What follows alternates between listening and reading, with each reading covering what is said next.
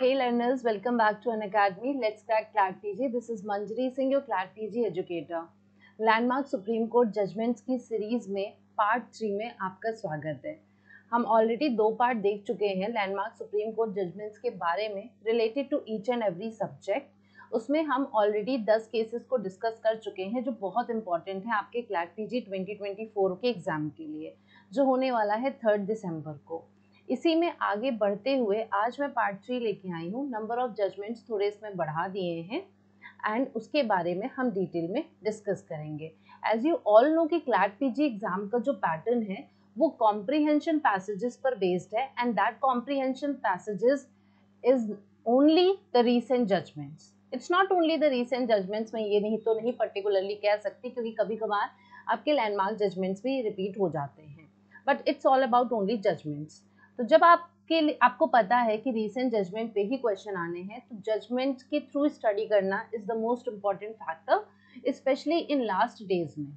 इस टाइम पर अगर आपको कोई भी प्रॉब्लम लग रही है रिगार्डिंग कि कैसे प्रिपरेशन करना है, तो लास्ट अभी वीडियो में लेकर आई थी, आप जाके पोर्टल पे देख सकते हो। एक दो जो लास्ट वीडियो थी उसमें मैंने बात करी है कि आप इस वक्त अगर बहुत ही क्रूशियल स्टेज में है, you don't know how to prepare, तो आप एक बार उस वीडियो को रिकमेंड कर सकते हैं। वहाँ पर मैंने स्ट्रैटेजी के बारे में बात करी है, क्योंकि वही अब ऐसा रास्ता है जो आपके पेपर को क्रैक करने में हेल्प कर सकता है। Coming up to the today session, जिन लोगों की प्रिपरेशन अच्छी है खराब है दैट डजेंट मैटर, ये वीडियो सभी के लिए इम्पोर्टेंट है जो भी CLAT PG 24 में अपीयर हो रहे हैं। एंड थोड़ा सा अगर इसका वाइडर पर्सपेक्टिव बता दूं तो it's not only about the CLAT PG का एग्जाम। कोई भी कॉम्पिटिटिव एग्जाम अगर आप देते हैं बैठते हैं और अगर आप ये वीडियो देखते हुए आ गए हैं तो डेफिनेटली ये वीडियो आपको हेल्प करेगा, क्योंकि अगर आप लॉ स्टूडेंट हो, आप अगर और भी कोई एग्जाम्स देते हैं तो आपको पता है कि जजमेंट्स की इंपॉर्टेंस क्या है, एंड वो भी सुप्रीम कोर्ट जजमेंट्स की हम यहाँ पर बात कर रहे हैं। 2023 चल रहे हैं तो 2022 के जजमेंट्स तो ऑटोमेटिकली इंपॉर्टेंट होते ही होते हैं। हम डिटेल में इस पे बात करेंगे। Before that, Unacademy has come up with 25% off on all its subscriptions. जी हाँ, आप स्क्रीन पर देख सकते हैं, यहाँ पर 2 months, 4 months, 6 months, 12 months, 18 months सारे प्लान मौजूद हैं। 28 अक्टूबर तक ये वैलिड है, विच मीन्स आज रात 12 बजे तक आप इस अपॉर्चुनिटी को अवेल कर सकते हो 25% ऑफ के साथ। You don't forget to use my code MSING10 to avail this maximum discount. Also अगर क्रैश कोर्स आप ज्वाइन करना चाहते हैं, जैसा कि मैंने यहाँ पे अभी 2 महीने वाला कोर्स भी बताया, तो that is almost about this crash course only. यहाँ पे मैं कॉन्स्टिट्यूशनल लॉ पढ़ाती हूँ, एडमिनिस्ट्रेटिव लॉ पढ़ाती हूँ, जूरिस्प्रूडेंस एंड अदर एजुकेटर्स मेरे बाकी के सब्जेक्ट्स को कवर करते हैं। तो अगर आप इस बैच में इंटरेस्टेड हो तो don't forget to use my code MSING10 to avail the maximum discount है। अगर सिर्फ और सिर्फ कॉन्स्टिट्यूशन लॉ की क्लास आप करना चाहते हैं तो ये वाला कोर्स भी आप ज्वाइन कर सकते हैं। सिर्फ इस QR कोड को स्कैन करना है एंड आपको ये कोर्स पेज मिल जाएगा एंड वहाँ से आप इसको परचेज कर सकते हैं। लेकिन अगेन वहाँ पर भी इस कोड को यूज़ करना मत भूलिएगा, क्योंकि ये तो ऑल अबाउट मेरे कॉन्स्टिट्यूशनल लॉ के कोर्स के बारे में है एंड वहाँ पर आपको ऑफर मैक्सिमम मिल जाएगा जो भी इस टाइम पे चल रहा है। तो इस टाइम पे तो 25% ऑफ चल रहा है। CLAT PG प्लस प्रोग्राम के बहुत सारे बेनिफिट्स होते हैं जब आप एक बार एनरोल करते हो। यहाँ पे आपने एक बार एनरोल किया तो आपको सारे बैचेस जो चल रहे हैं उसका आपको एक्सेस मिल जाता है। दूसरी बात, यहाँ पे डेली लाइव क्लासेस करवाई जाती हैं। डेली लाइव क्लासेस में आपको कोई भी डाउट्स पूछने, कुछ भी, उसका सब सॉर्ट आउट किया जाएगा। आपकी मदद उसमें करी जाएगी। And also live test and quizzes भी हम करवाते हैं along with the mock test. Mock test की सीरीज है हमारी 20 फुल लेंथ मॉक टेस्ट की। तो अगर आपने बैच ज्वाइन किया है तो आपको फ्री ऑफ कॉस्ट मिलेगा, जैसा कि यहाँ पे देख सकते हो आप कि ये अगर आपने बैच नहीं खरीदा है तो आपको अलग से परचेज करना पड़ेगा 1500 में 20 फुल लेंथ मॉक। ये अभी चल रहा है, this is limited period offer 25% of के चलते, और यहाँ पे MSING10 यूज करोगे तो एडिशनल डिस्काउंट आपको मिल जाएगा। बट अगर आपने बैच ले लिया है तो फिर आपको बिल्कुल भी चिंता करने की आवश्यकता नहीं है, आपको ये मिलेगा ही मिलेगा इसका एक्सेस। टेलीग्राम चैनल का QR कोड ये रहा, अगर अभी तक ज्वाइन नहीं किया है तो स्कैन करिए, इसको ज्वाइन करिए, जिससे कि आपको सारी अपडेट्स मिलती रहेंगी रिगार्डिंग हमारी स्पेशल लाइव फ्री क्लासेस। जी हाँ, मैं बैचेस तो लेती हूँ प्लस कोर्सेज वाले, लेकिन मैं स्पेशल लाइव फ्री क्लासेस भी लेती हूँ अनअकैडमी पे। तो अगर आप जाते हो अनअकैडमी पे तो don't forget to search me like Manjari Singh. मेरी प्रोफाइल पर आप जाके मेरी स्पेशल फ्री लाइव क्लासेस भी देख सकते हो, वो भी इंपॉर्टेंट जजमेंट्स पे है। वहाँ पे हमने PYQs डिस्कस किए हैं, हमने कॉन्स्टिट्यूशन के लेक्चर्स देखे, हमने टॉर्ट्स के लेक्चर्स देखे, ऐसे मैनी मोर आपके लेक्चर्स मिल सकते हैं जो आपके लिए बेनिफिशियल होगा। तो don't forget to use that code. Now moving further, यहाँ पर पहला केस जिसके बारे में आज हम बात करने वाले हैं, that is related to non reporting of sexual assault under this POCSO act. ठीक है, नाउ बहुत सारे स्टूडेंट्स के मन में ऑटोमेटिक ये सवाल आ जाएगा कि मैम ये पॉक्सो एक्ट भी इंपॉर्टेंट है क्या क्लैट पीजी के लिए? सी, जो रीसेंट केसेस अगर कोई आए हैं विच इज वेरी इंपॉर्टेंट, तो इन दैट केस आपको उतना एस्पेक्ट तो पता होना चाहिए। मैं ये नहीं कहूँगी आप स्टार्टिंग से एंड तक पढ़ने के लिए बैठ जाइए, बट आपको उतना तो पता होना चाहिए जो भी प्रोविजंस की बात वहाँ पर करी गई है। ठीक है, क्योंकि हम क्रिमिनल लॉ की जब बात कर रहे हैं तो क्रिमिनल लॉ का पार्ट तो पॉक्सो आ ही जाता है ना। तो पहला केस है state of Maharashtra and another versus doctor Maruti son of Kashinath Pimpalkar. Justice थे इसमें, बेंच जो थी आपकी justice Ajay Rastogi and justice CT Ravi Kumar की थी। क्या हुआ था इस केस में? तो मैं बहुत ही ब्रीफ में केसेस डिस्कस कर रही हूँ, मैं आपको बता दूं, मैं यहाँ पे डिटेल में नहीं बता रही हूँ। अगर आप डिटेल में केस लॉस देखना चाहते हैं तो जैसा कि अभी थोड़ी देर पहले मैंने बताया, आप मेरी प्रोफाइल पे अनअकैडमी की जाके special free live classes check कर सकते हो। वहाँ पे आपको जजमेंट्स डिटेल में मिल जाएंगे, वहाँ पे मैं डिटेल में डिस्कशन भी करती हूँ एंड यस मैं जजमेंट बेस्ड क्वेश्चंस भी सॉल्व करवाती हूँ। सो चलिए अभी देखते हैं। सुप्रीम कोर्ट ने हेल्ड किया इस केस में कि अगर सेक्सुअल असॉल्ट किसी माइनर चाइल्ड के अगेंस्ट हुआ है एंड अगर उसकी नॉन रिपोर्टिंग होती है, डिस्पाइट नॉलेज, पता है कि हुआ है लेकिन you are not reporting that crime, तो that is a serious crime. Second, division bench further ये कहती है यहाँ पर कि ये जो नॉन रिपोर्टिंग है, it is more often than not done as an attempt to shield the offenders of the crime. साफ साफ यहाँ पे पता चल रहा है कि जो क्राइम के ऑफेंडर्स हैं उनको प्रोटेक्ट करने की कोशिश करी जा रही है। कोर्ट का ओपिनियन था कि जो लीगल ऑब्लिगेशन है ऑफेंसेस को रिपोर्ट करने का, आप जब सेक्शन 19 क्लॉज 1 पॉक्सो एक्ट का पढ़ते हैं तो वहां पर दिया हुआ है कि लीगल ऑब्लिगेशन है उस पर्सन का जिसको इस बात की नॉलेज है कि माइनर के अगेंस्ट सेक्सुअल असॉल्ट हुआ है, और अगर आप नहीं करते हो तो डेफिनेटली आपने भी ऑफेंस कमिट किया है। ठीक है, आप डिस्क्लोज आपका करना इम्पॉर्टेंट है। तो कोर्ट का ओपिनियन था कि सेक्शन 19 क्लॉज 1 जो पॉक्सो एक्ट का है उसमें लीगल ऑब्लिगेशन दे रखा है ऑफेंस को रिपोर्ट करने के बारे में। ये उस पर्सन पे रिस्पॉन्सिबिलिटी है कि आप रिलेवेंट अथॉरिटीज को इन्फॉर्म करेंगे। ठीक है, they are under when he और शी हैज द नॉलेज, उस पर्सन की रिस्पॉन्सिबिलिटी है जिसको नॉलेज है कि ऑफेंस इस एक्ट के अंडर कमिट हुआ है। इन ऑर्डर टू इंश्योर कि जो ऑफेंडर्स हैं, या आपकी ड्यूटी है कि आप इंश्योर करो कि इन ऑफेंडर्स को बख्शा ना जाए एंड इनको प्रॉपरली इन पे केस चले। ठीक है, तो यहाँ पर आप जो है गलत काम कर रहे हैं एंड इसी पे बेंच कुछ कहती है कि such provisions are included in with a view. ये जो प्रोविजंस है लीगल ऑब्लिगेशंस वाले क्यों लाए गए हैं कि भाई एक स्ट्रिक्ट कंप्लायंस हो सके, है ना। वी टॉक अबाउट जागरूक नागरिक एंड ऑल। तो अगर हमारे ऊपर बीतती है, हम कहते नहीं कहना दूसरों पे ब्लेम करना बहुत आसान होता है, लेकिन हमारे ऊपर जब आती है तो फिर हम खुद भी डर जाते हैं, हम खुद नहीं बताना चाहते हैं। तो यहाँ पर यही कह रहा है कोर्ट कि ये जो प्रोविजंस हैं इनको इसीलिए इनकॉर्पोरेट किया गया एक्ट में कि एक स्ट्रिक्ट कंप्लायंस हो सके पॉक्सो एक्ट का एंड देयर बाय इंश्योर करना कि जो टेंडर एज है बच्चों की वो अब्यूज ना हो और उनका चाइल्डहुड और यूथ प्रोटेक्ट हो सके अगेंस्ट एक्सप्लॉयटेशन ना। ये लाइन को जब मैं पढ़ती हूँ तो मैं यहाँ पे कुछ ऐड करना चाहूँगी। आपने अगर DPSP पढ़ा है, directive principle of state policy Indian constitution में, तो वहाँ पर भी ये चीज़ लिखी हुई है। ठीक है, तो आपको फुर्सत मिले तो आप जाके वहाँ पे आर्टिकल ज़रूर देखिएगा, 39 में आपको मिलेगा एंड और भी प्रोविजंस है चिल्ड्रन वाले, वहाँ पे भी आपको मिल जाएगा। तो दैट इज कंप्लायंस करना, वेलफेयर ऑफ द स्टेट की हम बात करते हैं, जब DPSP की बात करते हैं तो उसको भी कंप्लायंस करना इम्पॉर्टेंट है एंड वो एक्ट के थ्रू ही कोड करती है।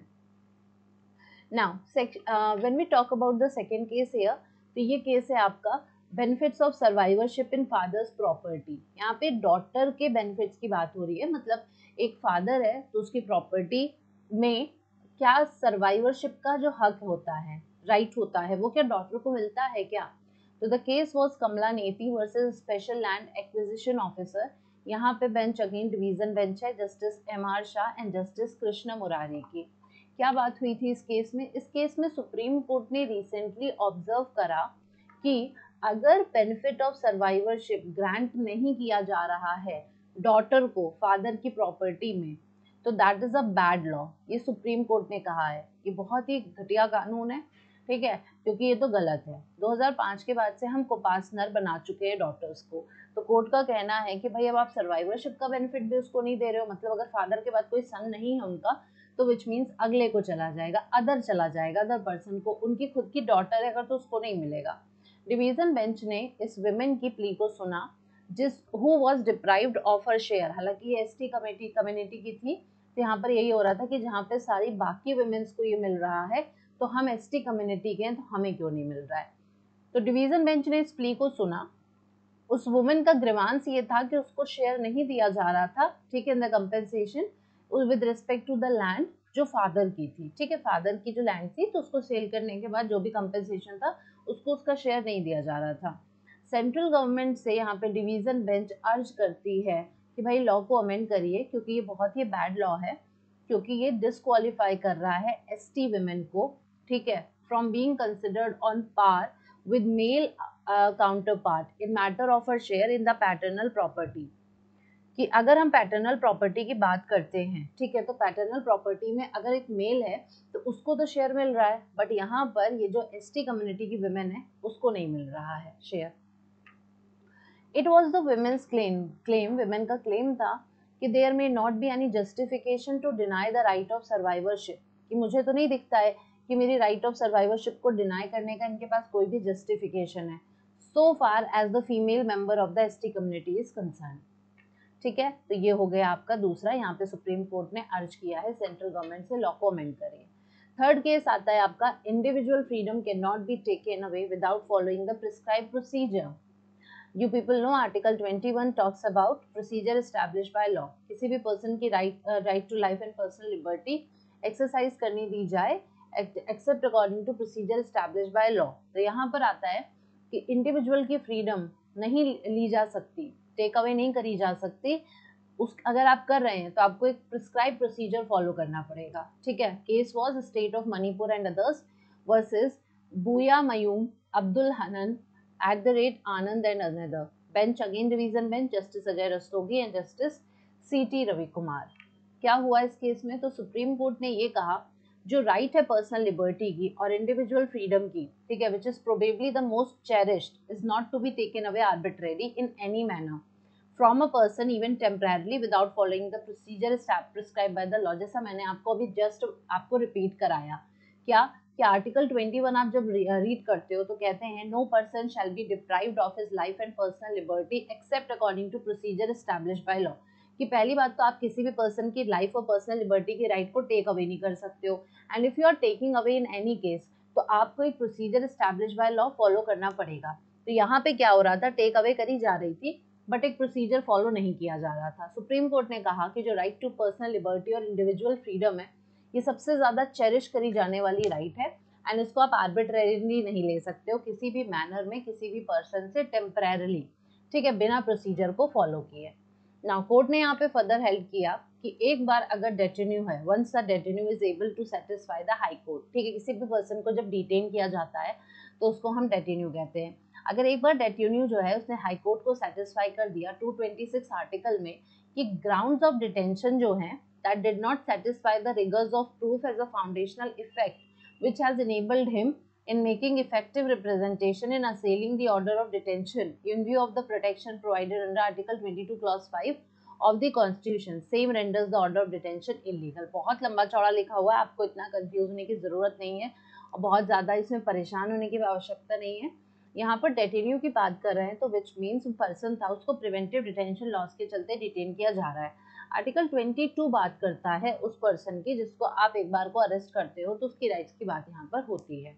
तो कहा जा रहा है कि अगर एक बार डेटेन्यू ने ये साबित कर दिया भाई गलत तरीके से अगर आप डिटेन कर रहे हो उसको तो हेबियस कॉर्पस की रिट की भी डिमांड हो सकती है यहाँ पे। तो अगर 226 में वो ग्राउंड्स ऑफ डिटेंशन को चैलेंज कर दे रहा है जो सही नहीं फॉलो किए गए हैं तो वो डिटेंशन यहाँ पर इलीगल हो जाएगा, ठीक है।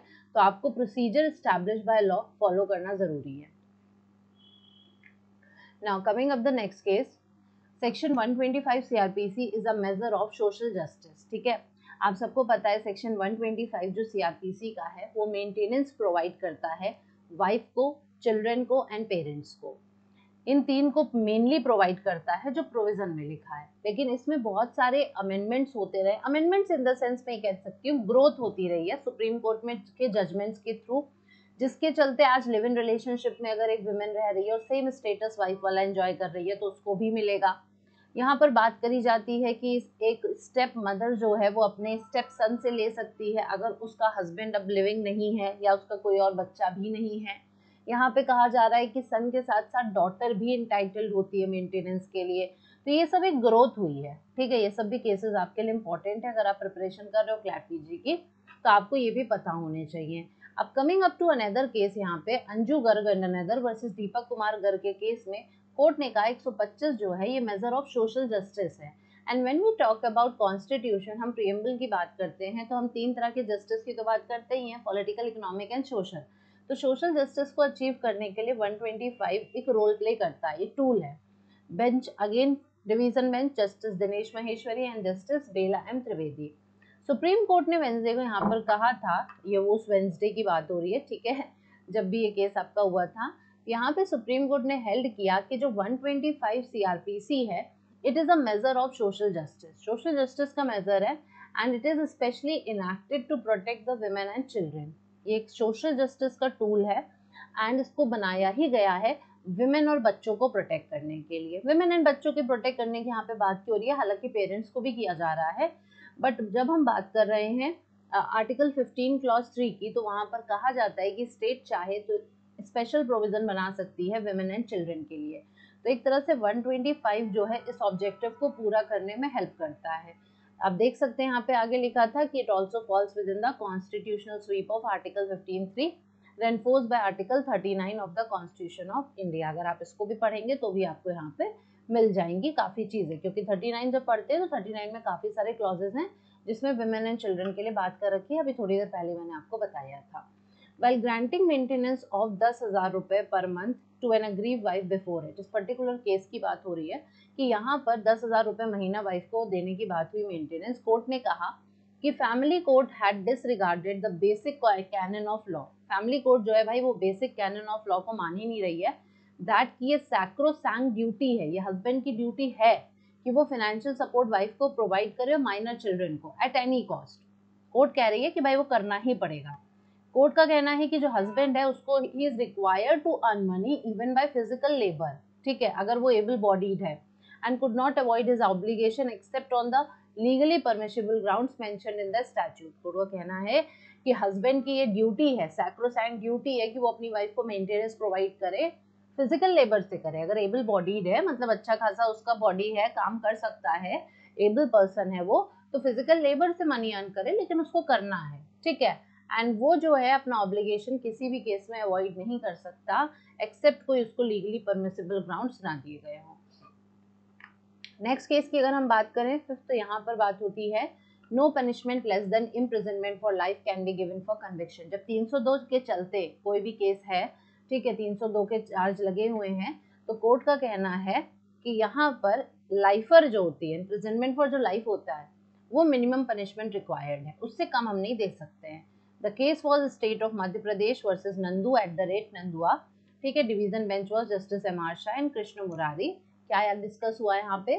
सुप्रीम कोर्ट ने कहा कि there can not be any sentence और punishment less than imprisonment for life अगर एक्यूज का कन्विक्शन हो रहा है किसी ऐसे ऑफेंस के लिए जो पनिशेबल है अंडर सेक्शन 302 आईपीसी, तो कम से कम मिनिमम पनिशमेंट जो रिक्वायर्ड है वो लाइफर है।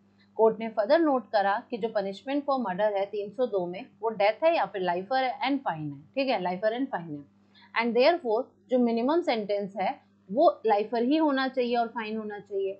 अगर कोई भी पनिशमेंट इससे कम दी जा रही है तो वो कॉन्ट्रैरी होगी 302 के लिए, क्योंकि 302 में मिनिमम पनिशमेंट लिखी ही हुई है कि हम इम्प्रिजनमेंट फॉर लाइफ और फाइन दे देंगे, ठीक। तो स्ट्रेट फॉरवर्ड है, इसमें इतना कुछ समझने वाला नहीं है। नेक्स्ट केस आता है कि फैमिली में take form of domestic unmarried partnerships और क्वेयर रिलेशनशिप्स। यहाँ पे बात हो रही है कि आज तक हम जिस फैमिली की डेफिनेशन को समझते हैं तो उसी तरीके से और भी यहाँ पे कई रिलेशनशिप्स होते हैं जिसको फैमिली कहा जा सकता है। The case was Deepika Singh versus central administrative tribunal and others. In fact इस केस को मैंने डिटेल में स्पेशल फ्री क्लास में भी डिस्कस किया है, तो वहाँ पे तो मैंने कई एस्पेक्ट पे, जैसे यहाँ पे मटर्निटी लीव के ऊपर था, ठीक है, तो वहाँ पे मैंने उस एस्पेक्ट को डिस्कस किया है।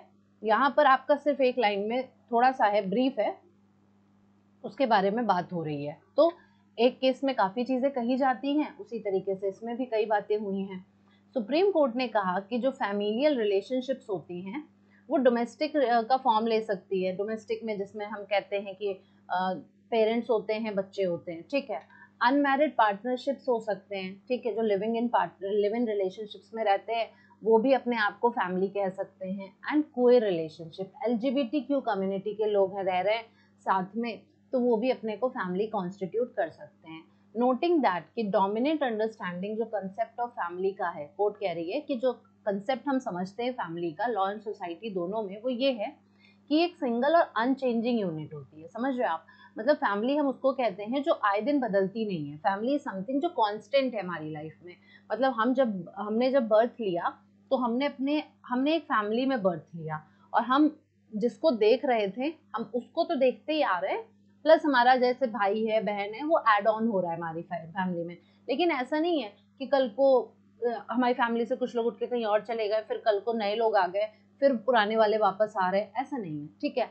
तो वो फैमिली नहीं होती है। फैमिली का कोर्ट का कहना मतलब है कि हम समझते हैं कि एक सिंगल यूनिट है, मतलब वी टॉक अबाउट ना, हम साथ हैं, हम साथ साथ हैं, ठीक है। और ये अनचेंजिंग यूनिट है जिसमें कौन कौन होता है, जैसा कि अभी मैंने कहा, फादर एंड मदर जो हमेशा कांस्टेंट रहते हैं, ठीक है, एंड उनके बच्चे होते हैं। कोर्ट ने ऐड करा ये जो एजम्पशन है ये इग्नोर करता है न्यूमरस circumstances को that may lead to a change in one's familial structure as well as the fact that many families do not conform to this expectation in the first place. अब यहाँ पे हम वो बात नहीं करेंगे लाइक कि हर family is not a complete family, वो ब्रेक हो जाती है, डाइवोर्स हो जाता है पेरेंट्स का, अलग अलग हो जाते हैं, बच्चे पढ़ने के लिए बाहर चले जाते हैं, जॉब होती है, ये सब बात नहीं कर रहे, वो अलग चीजें हो गई। तो ये अजम्पशन इग्नोर करता है इस फैक्ट को कि एक तो क्या हुआ, फैमिलियल स्ट्रक्चर चेंज हो गया। जैसे अगर आज अनमैरिड पार्टनरशिप में है कोई दो लोग, तो आज वो अपने आप को फैमिली बता रहे हैं, कल को मान लीजिए वो नहीं रह जाते रिलेशनशिप में, तो उनकी फैमिली चेंज जाएगी। दूसरा फैक्ट कि भाई कई फैमिलीज हैं जो अपनी एक्सपेक्टेशन पहली प्लेस पे नहीं कंफर्म कर पाते हैं। तो यहाँ पे कोर्ट का कहना है कि डोमेस्टिक हो चाहे अनमैरिड पार्टनरशिप हो, क्वेयर हो, ये सब फैमिलियल रिलेशनशिप का एग्जाम्पल है। नेक्स्ट जो केस आता है वो talks about key guidelines for the trial court to deal with victims of sexual harassment. आप सबको पता है sexual harassment at work place पे हमने बहुत बड़ा जजमेंट पढ़ा है, विशाखा का केस। ऐसे ही सेक्सुअल हरासमेंट के और भी केसेस होते हैं, IPC में इसके लिए पनिशमेंट भी है। तो ट्रायल कोर्ट्स को गाइडलाइन दी गई है कि आप कैसे उनसे डील करोगे, विक्टिम से, ठीक है। इस पे केस था अनुष्का दीपक त्यागी वर्सेस स्टेट ऑफ मध्य प्रदेश का, again division bench of justice DY Chandrachud and justice JB Pardiwala. Supreme court ने यहाँ पे रिसेंटली लेट डाउन करी थी गाइडलाइंस ट्रायल कोर्ट के लिए कि वो कैसे एक अग्रीव पर्सन से डील करेंगे जो विक्टिम है सेक्सुअल हरासमेंट का। कोर्ट ने कहा आपको एक अप्रोप्रिएट मैनर में उनके साथ डील करना होगा। क्या क्या उसमें इंक्लूडेड होगा, तो इंक्लूड ये होगा कि जो भी उनकी प्रोसीडिंग चल रही है वो कैमरा में हो, इन कैमरा हो, ठीक है, दैट इज इम्पोर्टेंट। देन दूसरा, installation of screen to ensure कि aggrieved women does not have to see the accused से आमना सामना कराने की जरूरत नहीं है, एक स्क्रीन बीच में रखी जाए टेस्टिफाई करते टाइम। एंश्योरिंग जो काउंसिल है एक्यूज का वो क्रॉस एग्जामिनेशन एग्रीव वुमेन का एक रिस्पेक्टफुल फैशन में करे एंड इनअप्रोप्रिएट क्वेश्चन ना पूछे। आपको पता है कि एविडेंस एक्ट में भी काफ़ी सेक्शंस ऐसे बनाए गए हैं जिसमें अब बात होती है कि आप इनअप्रोप्रिएट क्वेश्चन नहीं पूछ सकते, आप उसके प्रीवियस एक्सपीरियंसेस के बारे में, सेक्सुअल एक्सपीरियंसेस के बारे में नहीं पूछ सकते, ये सब चीज़ें कही गई हैं। तो कंसिडरिंग दैट कोर्ट ने यहाँ पर ट्रायल कोर्ट को ये गाइडलाइंस दी हैं। नेक्स्ट केस आता है कि जब सेटलमेंट होता है किसी भी केसेस में, तो हीनियस क्राइम जहाँ हुआ है वहाँ पे सेटलमेंट नहीं अलाउड है, वहाँ पे हम कंप्लेन को क्वैश नहीं कर सकते on the basis of settlement. Case था Dakshaben versus state of Gujarat, bench of justice Indira Banerjee and justice V Ramasubramanian. क्या कहा सुप्रीम कोर्ट ने? सुप्रीम कोर्ट ने कहा जो हीनियस और सीरियस क्राइम्स होते हैं obviously they are not private nature, private नहीं होते हैं, वो बंद दीवार के अंदर नहीं होते हैं, है ना, चार दीवारी के अंदर नहीं है, वो पब्लिक इन्वॉल्व है। हम क्रिमिनल केसेस को हमेशा क्या कहते हैं, स्टेट के अगेंस्ट होता है ना, स्टेट इन्वॉल्व होता है।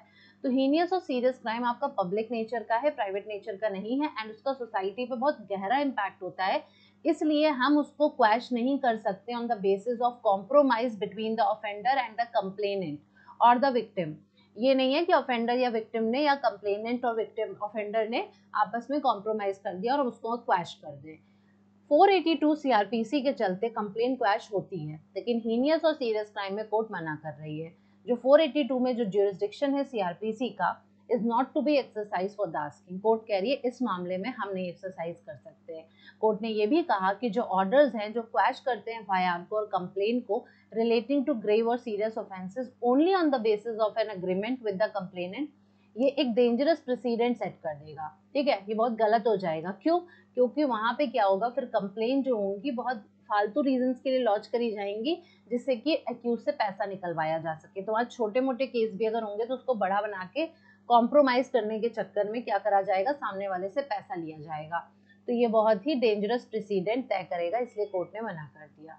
नेक्स्ट केस ये आता है कि जब एक बायोलॉजिकल फादर की डेथ हो जाती है तो उसके बाद मदर जो है वो अपने बच्चे का सरनेम डिसाइड कर सकती है कि उनको अपने मतलब जो उनके हस्बैंड थे जिनकी डेथ हो गई है उनका ही सरनेम अपने बच्चे को देना है, या फिर अगर वो दोबारा शादी करती हैं तो अपने नए हस्बैंड का सरनेम देना है। That depends. तो the case was Mrs Akela Lalitha versus Shri Konda Hanumantha Rao and another. Bench was justice Dinesh Maheshwari and justice Krishna Murari. Now court कहती है कि मदर जो ओनली नेचुरल और लीगल गार्जियन है चाइल्ड का after the death of biological father की डेथ के बाद, mother is the only natural और legal guardian of the child, तो उसको हक है कि वो सरनेम अपने बच्चे का डिसाइड कर सकती है। एंड वो चाहे तो अगर वो अपने फर्स्ट हस्बैंड की डेथ के बाद रीमैरी करती है तो वो चाहे तो अपने नए हस्बैंड का, सेकेंड हस्बैंड का सरनेम उसको दे सकती है अपने बच्चे को। ठीक है, कोर्ट कह रही है कि जो सरनेम होता है ये रेफर करता है, एक name refers to the name a person share with other members of that person's family। ठीक है, उस पर्सन की फैमिली के साथ हम शेयर करते हैं। Distinguish from that person's given name और नेम अ फैमिली नेम, मतलब that is something, surname is something जो हमारी फैमिली को रिप्रेजेंट करता है। तो that totally depends on the women कि वो अपने बच्चे को किसका नाम देना चाहती हैं। सरनेम सिर्फ और सिर्फ लाइनेज का इंडिकेटिव नहीं होता है and should not be understood just in context of, हमको सिर्फ हिस्ट्री कल्चर और लाइनेज के कॉन्टेक्स्ट में उसको समझना जरूरी नहीं है, बल्कि मोर इम्पॉर्टेंटली क्या रोल है कि ये सोशल रियलिटी के सेंस में रोल प्ले करता है along with a sense of being for children in their particular environment. Homogeneity जो सरनेम की होती है वो एज अ मोड काम करती है, sustain and display the family. वही बात हो गई कि एक यूनिट की तरह काम कर रहा है, उसमें जितने लोग हैं सरनेम वाले हैं तो होमोजेनिटी दिखती है, एक एनवायरनमेंट अलग क्रिएट होता है। It's not only about the history culture and lineage, ये हमारे पर्टिकुलर एनवायरनमेंट के लिए भी बहुत इंपॉर्टेंट होता है। तो ऑब्वियस सी बात है, अगर पिछला हस्बैंड था अगर आप उसका सरनेम देते हो एंड कल को आप नए मतलब आप नए घर में ऐसी जगह शादी करते हो यहाँ पे अलग सरनेम है, तो कल को उस बच्चे को ये चीज़ें फेस करनी पड़ सकती हैं कि how your surname is different from that. तो आपको यहाँ पर बहुत सोच समझ के डिसीजन लेना पड़ता है मदर को, एंड इसीलिए कोर्ट ने यहाँ पे लिबर्टी दे दी कि हाँ भाई मदर अपने आप चूज कर सकती है। The last case of the today is application for appointment on compassionate grounds to be decided within 6 months। आप सबको पता है compassionate grounds पे जो अपॉइंटमेंट होता है which means अगर फादर की डेथ हो जाती है तो सन को नौकरी मिलना, या फिर मतलब फैमिली का जैसे ही मतलब होता है कि during the tenure of the job अगर डेथ हो गई किसी की तो उसके फैमिली मेम्बर को जॉब मिलना। तो कोर्ट कह रही है कि अगर इस मामले में कोई एप्लीकेशन डालता है तो 6 महीने के अंदर ये डिस्पोज ऑफ हो जानी चाहिए, मतलब अपॉइंटमेंट 6 महीने के अंदर हो जाना चाहिए। केस का नाम था Malaya Nanda Shetty versus state of Odisha and others. Division bench was justice M R Shah and justice B V Nagarathna. क्या हुआ था यहाँ पे, तो यहाँ पे कोर्ट ने पहले बात को अपॉइंटमेंट ऑन कंपैशनेट ग्राउंड का ऑब्जेक्ट और पर्पस समझा। जी हाँ बिल्कुल, क्या ऑब्जेक्टिव होता है कि फैमिली सफर ना करे। अगर कोई पर्सन एकदम से उसकी डेथ, मतलब तो डेथ तो ऐसी ही होती है ना एकदम से, बहुत कम लोग होते हैं जिनको लगता है हाँ भाई अब मतलब बहुत प्रोलॉन्ग टाइम से बिस्तर पर है, उनको लगता है कि हम नहीं बचेंगे, तो एटलीस्ट उनको ये पता है क्या करना है क्या नहीं करना है। बट एकदम से किसी की डेथ होती है तो अगेन दोनों ही मामलों में कंपैशनेट ग्राउंड्स पे अपॉइंटमेंट होता है। बट कोर्ट का कहने का मतलब है कि मेन ऑब्जेक्टिव क्या है कि उस पर्सन के जाने के बाद उसकी फैमिली कैसे सर्वाइव करेगी, क्या होगा। डिवीजन बेंच ने इसको समझते हुए ऑब्जर्व किया कि अथॉरिटीज जो है उनको कंसिडर करना चाहिए एंड डिसाइड करना चाहिए application for appointment on compassionate grounds को पॉलिसी जो भी चल रही है प्रिवेल कर रही है उसके हिसाब से एट द अर्लीस्ट जितना जल्दी हो सके उतना, ठीक है, but not a beyond a period of 6 months. 6 month से ज़्यादा नहीं करना चाहिए, उतना टाइम नहीं लेना चाहिए। जब भी सबमिट करी गई है एप्लीकेशन उसके 6 महीने के अंदर आप पॉलिसी के हिसाब से इस एप्लीकेशन को डिसाइड करो। कोर्ट ने फर्दर कहा कि अगर ऑब्जेक्ट और पर्पस अपॉइंटमेंट का कंपैशनेट ग्राउंड पे अचीव किया जाना है तो ये एप्लीकेशन बहुत अच्छे से कंसिडर करी जानी चाहिए समय पर and not in a tardy way, है ना। आपको पर्पस भी तो अचीव कराना है ना। तो ये थे आज के 10 जजमेंट्स, इसके बारे में मैंने आपसे डिस्कस किया। इतना इंपॉर्टेंट है, इतना तो आपके लिए मतलब इतना तो अगर पढ़ते हो सिर्फ इतना भी तो भी आपको एक आइडिया लग ही जाता है। बाकी मैंने आपसे जैसा कि कहा, अगर आप डिटेल में केस लॉस के बारे में पढ़ना चाहते हैं तो आप अनअकैडमी पे जाके मंजरी सिंह मेरी प्रोफाइल को सर्च करके मेरी स्पेशल फ्री लाइव क्लासेस देख सकते हैं। अगर आप क्लैट पीजे की प्रिपरेशन कर रहे हो, अगर और किसी कम्पिटिटिव एग्जाम की कर रहे हो तो फिर इतना भी आपके लिए इनफ है, इससे ज़्यादा आपको जानने का नहीं ज़रूरत है। तो आई होप ये सेशन आपके लिए यूजफुल रहा होगा। अगर पहली बार देख रहे हो लेक्चर तो सब्सक्राइब ज़रूर करना चैनल। एंड प्रीवियसली 2 पार्ट और आ चुके हैं, और भी लैंडमार्क जजमेंट्स एंड ऑल आपको प्लेलिस्ट में मिल जाएंगे, आप वो भी देख सकते हो। एंड अपने फ्रेंड्स के साथ शेयर करना मत भूलिएगा। Thank you so much guys, मिलते हैं नेक्स्ट वीडियो में।